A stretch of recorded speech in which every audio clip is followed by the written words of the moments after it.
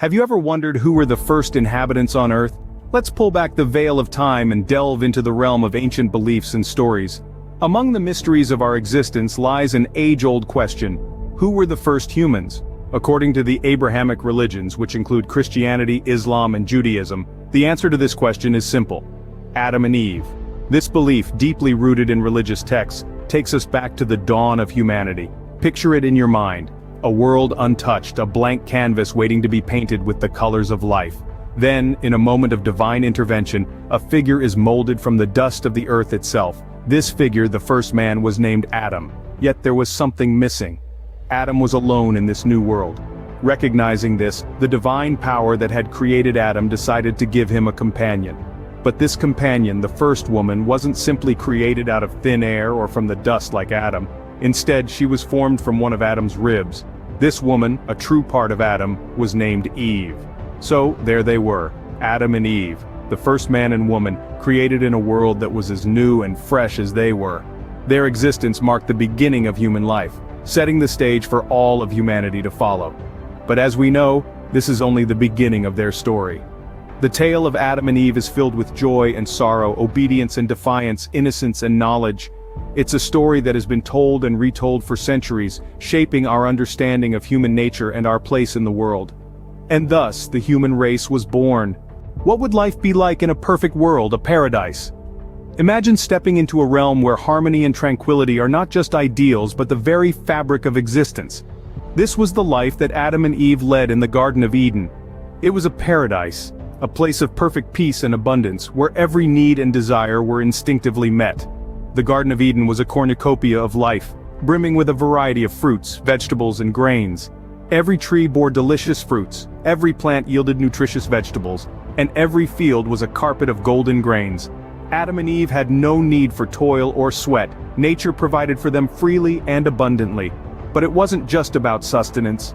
The Garden of Eden was a living tableau of coexistence. Animals of all kinds, from the gentle doe to the mighty lion, lived side by side in harmony, their natural instincts overridden by the peace that permeated Eden. Adam and Eve, the only humans in this paradise, walked among these creatures as their equals, sharing in the tranquility that comes from living in perfect balance with nature. Yet even in this paradise, there was one rule. In the heart of the garden, amid its verdant splendor, stood the tree of knowledge. Its fruit was forbidden to Adam and Eve, a single restriction, a solitary boundary in a world without confines. In this paradise, there was no pain, no illness, no death. No fear or anxiety marred the serenity of their existence. It was a life untouched by the trials and tribulations that we know today. It was a life of pure, unadulterated bliss, the kind that we can only dream of. But, as we know, all good things must come to an end. What happens when temptation becomes too strong? Well, in the Eden narrative, temptation came slithering into the scene in the form of a cunning serpent. This creature was not just any ordinary serpent, but one that could speak, reason, and most importantly, persuade. It approached Eve with a proposition that was too enticing to resist: the fruit from the tree of knowledge of good and evil. Now, this wasn't just any tree. It was the very tree God had forbidden Adam and Eve to partake from. The serpent, however, wove a tale of intrigue and potential, claiming that eating the fruit would not lead to death, as God had warned, but instead would open their eyes and make them like God, knowing good and evil. Eve, swayed by the serpent's words, succumbed to the temptation. She plucked a fruit from the tree, and in that moment the path of humankind was forever altered. But Eve did not consume the fruit alone. She shared it with Adam, who also ate, and together they crossed a line that could not be uncrossed. The fruit did indeed open their eyes, but not in the way they might have expected. They didn't just gain knowledge, they became aware of their nakedness, they felt shame, and for the first time in their existence they knew fear. They had tasted the bitter fruit of disobedience, and with it, the stark realization of their own fallibility. From that moment on, innocence was lost. They were no longer the naive inhabitants of a paradise, but beings burdened with the knowledge of good and evil. The serpent's promise was fulfilled, but its sweet allure was tainted with the harsh reality of their actions. This was a turning point, a shift in the narrative of the first inhabitants of Earth.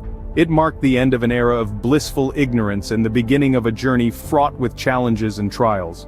With their newfound knowledge, Adam and Eve had indeed become like God, but the cost was high. With knowledge came consequence. What happens when paradise is lost? It's a question as old as time itself, and one that Adam and Eve had to confront head-on. The blissful existence they had known in the Garden of Eden was abruptly ended due to their disobedience, replaced by a life that was anything but idyllic. The punishment meted out to Adam and Eve was severe. For their transgressions they were cast out of Eden, forever barred from the utopia they had once called home. This expulsion wasn't just a change of location, it was a seismic shift in their way of life. No longer would they enjoy the bounty of the garden, its fruits ripe for the taking. Instead, they were thrust into a world where survival was not guaranteed, but had to be fought for. Adam and Eve's new existence was marked by hardship and toil. Adam, who had once strolled through Eden without a care, was now tasked with tilling the soil. His hands, once soft, became hardened and calloused from the grueling work. He had to battle against the elements, coaxing food from the earth in the scorching heat and the freezing cold. Eve, too, faced her own trials. Her role as the mother of humanity came with its own set of challenges. Childbirth, once a concept unknown to her, was now a painful reality. The joy of bringing life into the world was tempered by the agony she endured. Yet, amidst the hardships, there was resilience. Adam and Eve may have been cast out of paradise, but they did not succumb to despair. Instead, they faced their new reality with courage and determination. They adapted, they learned, and they survived. They may have lost Eden, but they had gained something equally valuable, the strength of the human spirit. And so, Adam and Eve embarked on a life of hardship and toil. But it was also a life of resilience and survival. Their story serves as a powerful reminder of the indomitable spirit of humanity, a spirit that continues to thrive, even in the face of adversity. How does the story of Adam and Eve impact us today? The tale of these two seminal figures is more than just an ancient narrative. It's a parable that carries profound lessons, echoing down the corridors of time to resonate with us in the present day. The story of Adam and Eve offers moral lessons that are as relevant now as they were thousands of years ago. It teaches us about responsibility, about the importance of making the right decisions, and about the often unforeseen consequences that can follow from a single choice. It's a tale of temptation and the price we pay when we stray from the path of wisdom. But there's another layer to this narrative, one that reaches into the heart of who we are as human beings. The belief that all humans are descendants of Adam and Eve is a powerful one. It speaks to the unity of the human family, to the shared ancestry that binds us all together. It reminds us that despite our differences in culture, race, or nationality, we all spring from the same source. We are all branches of the same tree, leaves of the same book, echoes of the same story.